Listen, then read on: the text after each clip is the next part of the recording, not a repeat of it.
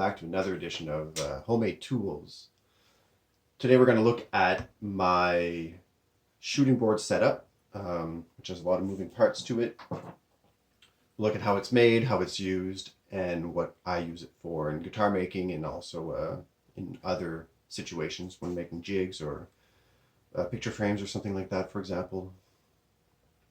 So a shooting board is essentially a couple pieces of wood that you get together that you can use a plane to square up stock, specifically on the ends here. So this I'll be demonstrating with this today. A shooting board lets you take off thin shavings of end grain, which is kind of hard stuff, and to make sure that it's nice and square all over the place, as long as you have a square face or a few square faces on your stock. So let's look at the construction here first. This is my shooting board here. It's quite big. It's probably like 24 by, it's probably 2 feet square. And it's a big piece of melamine particle board with a bench hook on it so that I can use it while pressing up against my bench here. So I'm using it I'm using a lot of force that way, so the bench hook keeps it all in place. And then we have a second layer on top, which is where the stock rests. So your piece of wood that you're planing goes on here, and then there's a track over here where your plane goes. Melamine's nice because it's got a melamine layer on top that's pretty slick and works well with the planes. I used MDF on the top here, which was epoxied down to the bottom of the melamine, and it's also held in place by a bunch of screws over there, and I have a couple more screws that go through to the bench hook underneath here. I've got a piece of ash here against the MDF, since the MDF does tear, and the MDF is sort of a wear plate for the plane. So the plane rests against the melamine and bottom ledge of this piece of ash. After that, there's a fence in the back here. This one's a fixed fence. It's just a piece of 2x with a flat face on it, and that was screwed down with 5 bolts here. And then there's a sort of a sub fence assembly here. In this piece, the sub fence is it goes into this shooting board with insert nuts and bolts, just like the other stuff that I made, just like the thicknessing jig. So these bolts the holes for the bolts are elongated, so they can kind of move side to side, and they're bigger than they need to be, so you can adjust the angle.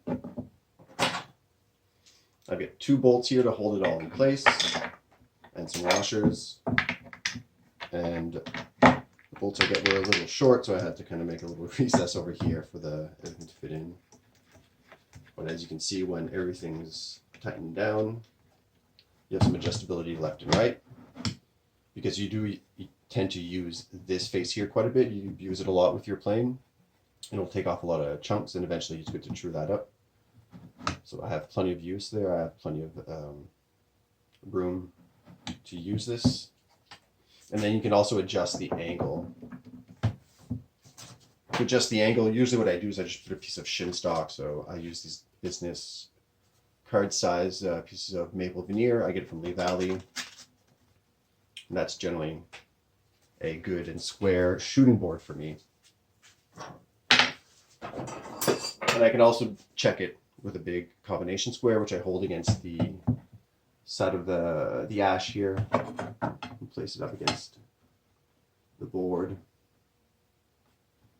And that gives me my angle there. Let's do that.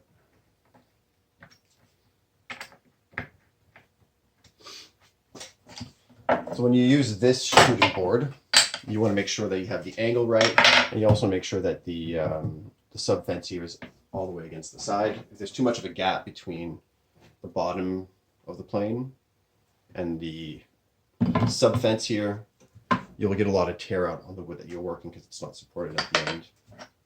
So the way I do that is I put my plane up against the fence and the sub fence on the track here, and I will move the sub fence out. There, now it's butted up against it. I have my shin stock there. It should be good to crank it all down. And I'm also using the same adjustment key that I used for the thickness and jig. It's the same one, same size bolts. It's quite convenient. So here's a piece of pine. So this, you can adjust the total length of it if you want it to. For example, if you wanted the whole thing to be 80 millimeters or something like that, you can mark it out. You can mark it out and then slice it a little proud and then shoot it down to size. So this works well for when you're making braces. And another nice thing about this is you can also use the shooting board to saw on. So I've got a little line there around 81 mils actually. And I will just saw quite gingerly.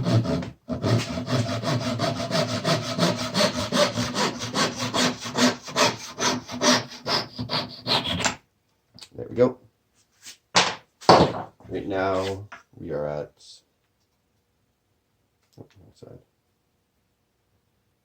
80.5 mils or thereabouts. I've got a nice side here. This is the sawn edge. So I'll true that side up, and this bottom piece here is flat. So when you're installing it, the piece, you want to make sure your flat piece is against the fence and not the other way around. And the way you should is you just press up against the fence and also make sure this protrudes a little bit. Put your plane up against the rail and everything. And then slide your piece in and you can start shooting. There we go. So now that's trued up. It's nice and square. And it's a little bit over, so we'll true it up a little bit more. There we go. That's probably pretty good there. Yeah, that's 80 there. So now you can see how to true up your stock so that's square on the ends, which is quite useful with your hand plane. You can also use a sanding stick or something like that, which is something I do sometimes. Just a piece of sandpaper on some wood. You probably want to cut a ledge here so it doesn't destroy the ledge that you have that the plane tracks against. And then you can use that to go back and forth.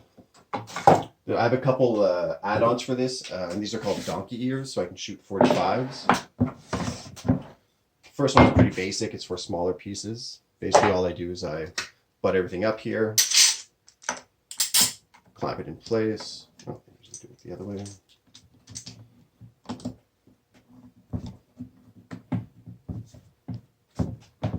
There we go. That's good. And then I can take my, oh, here it is. I can take my piece of wood and shoot that at a 45-degree angle. That's what that looks like.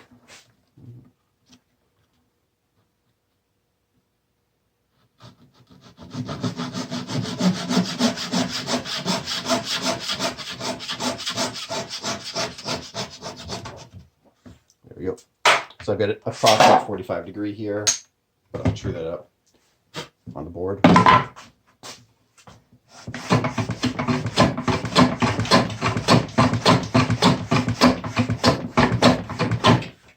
There we go. So that's a good 45 there. And you can check it with your combination square again. Boom, right on. That's one donkey ear. The other one's for bigger pieces, essentially. So if you wanted to make like the side of the case, for example, like this case here, instead of having a butt joint, you could have a miter joint here. But these pieces would be too big to use with this donkey ear. You can set this one up, and it works just the same way as the other one. Set your fence here, and then clamp it in place. There we go. And you make sure you're butted up against the plane.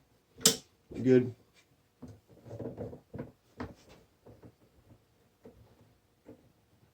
Yeah, and that'll allow you to take bigger swipes.